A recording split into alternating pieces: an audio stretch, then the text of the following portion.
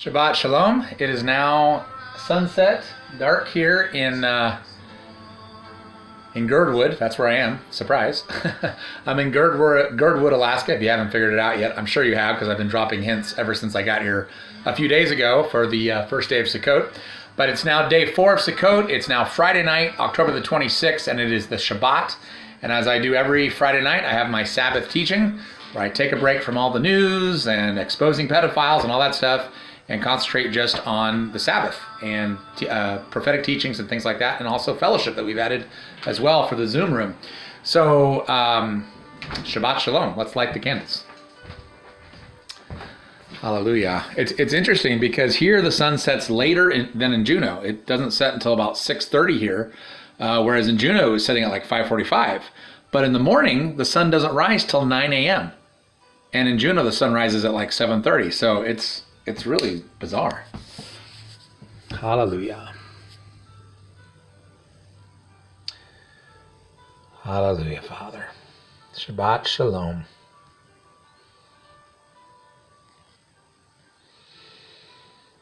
Hallelujah. I love the Sabbath. This is the 7 candles, the menorah. The menorah has a lot of different layers. There's the 7 spirits of Yah. That's mentioned in the scroll of Isaiah. There's the 7 assemblies in Revelation 2 and 3, which are actually descriptions of every type of believer on earth. Every believer is in one of those assemblies, Revelation 2 and 3. And it's the menorah that was lit. In the temple. Get that in the background. It was lit in the temple. Get my hand out of the way. And Yahshua is the light of the world. He represents the menorah. That's why in Revelation chapter 1, he's literally standing in the midst of the 7 candle lampstand, the menorah. Okay, let's do the challah. I got some, it was a special bakery in Anchorage, and so the challah looks a little different, but boy, does it look good. Oh, I gotta get my grape juice. I still have a little bit left from last week. Okay. So we got the challah and the grape juice. Start with the challah. Hallelujah. Let me just turn this music off just briefly while I sing the blessing. Make sure we get the menorah in the background. There we go. Baruch atah Yahweh Eloheinu melech haolam borei horei haaretz b'shem Yeshua Amen. Blessed are you, O Yahweh our Elohim, King of the universe, who brings forth bread from the earth, and Yahshua, the bread of life. Amen.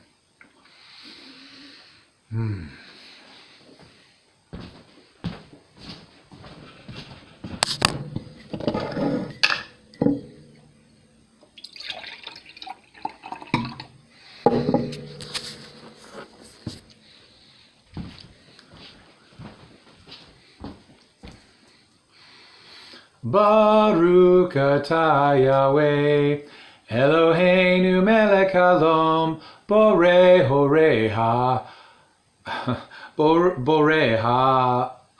oh man, it's been a long day. Okay. Baruch atah Yahweh Eloheinu melech haolam borei horei hagafen b'shem Yeshua Amen. Blessed are you, O Yahweh our Elohim, King of the universe, who brings forth the fruit of the vine, and Yahshua, the true vine. Hallelujah.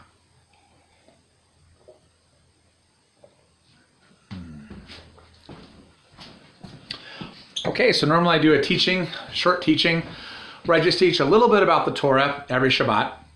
But tonight I actually have a special testimony that I want to share. So I wasn't sure if I was supposed to go to this Alaska museum today because, you know, it was an hour drive out to Anchorage, and I wondered if I should just spend more time in nature, because I so enjoyed that nature conservatory that I went to yesterday with all the animals.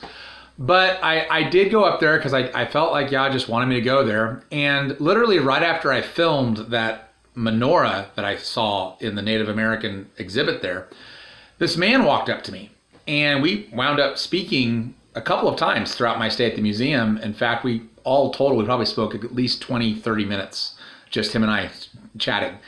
And he was asking me about what I was talking about. And so I started sharing with him my testimony, the ministry that Yah's given me, what I do in exposing pedophiles. And he shared with me that he had actually been called to Alaska as well. He had been working for his dad's company out in the Samoa Islands, and he literally gave all that up. I mean, he was making a ton of money. He gave all that up to come out to Anchorage to serve as a youth minister at a local church. And so we just began talking, and I shared with him how Yah had brought me up to Alaska and why he had done so, and then what had happened with this ministry I had. And so he was like, oh, so he wrote down my website, he wrote down my name, he wanted to learn more about the Hebrew Jewish roots of the Christian faith. And it was a very edifying time. So after we were done talking, I was like, okay, yeah, I get it. I was supposed to come to the museum. So that was really beautiful. I found out that Alaska was actually founded in 1867, which would have been a Jubilee year. That's when it became an actual state of the United States, was in 1867.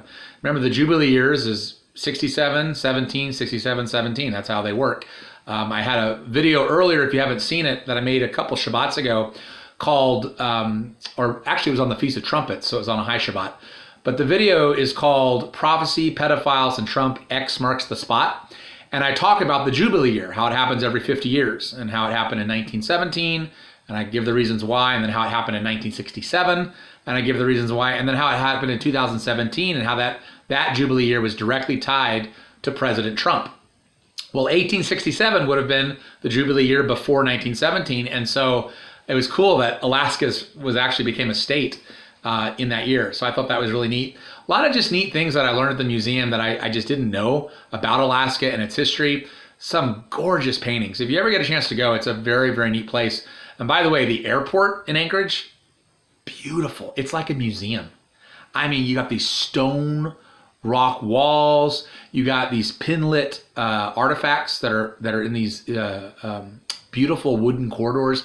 It's the most beautiful airport I've ever seen. Gorgeous paintings of the mountains. It's incredible. And there's hardly anyone there because there's just not that many people in Anchorage. In fact, I talked to the airport. They said it's mostly used it's like a hub for goods, like transportation. So not a lot of people that go through the airport, but a lot of goods and things like that go through the airport. So I thought that was interesting. Anyway, I really just blessed by that testimony. And then, of course, I didn't know if I was going to be able to go on the helicopter ride, because you have to have more than one person go up, or they won't take you. And I could only afford one seat. I could only afford for myself. And of course, I don't have anyone that I came with.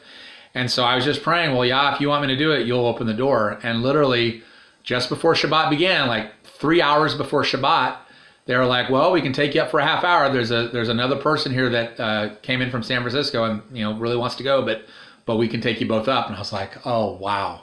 So literally like 3 hours before Shabbat began, I got to go on this helicopter ride, and I was like, oh, this is going to be such a blessing for everyone to see. So that really made me happy.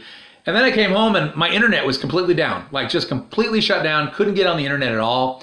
And I called Brother Vic, or I texted Vic, and he prayed, and like within 5 minutes after he prayed, I got the idea, hey, I can just use the hotspot on my cell phone and create a hotspot.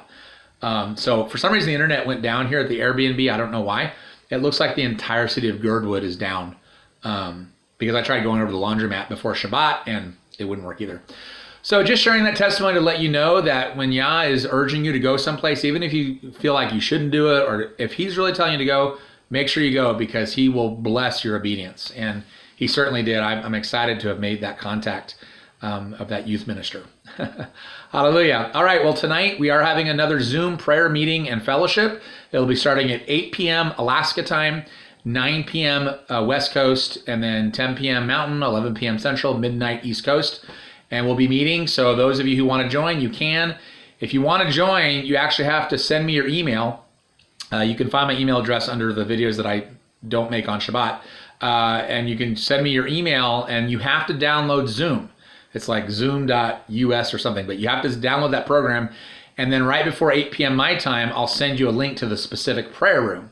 And as long as you have the program on your computer, then when you click on that link, it'll send you to the room where we're all meeting. All right, hallelujah. God bless you guys, and Shabbat Shalom. Happy fourth day of the 8-day feast of Sukkot.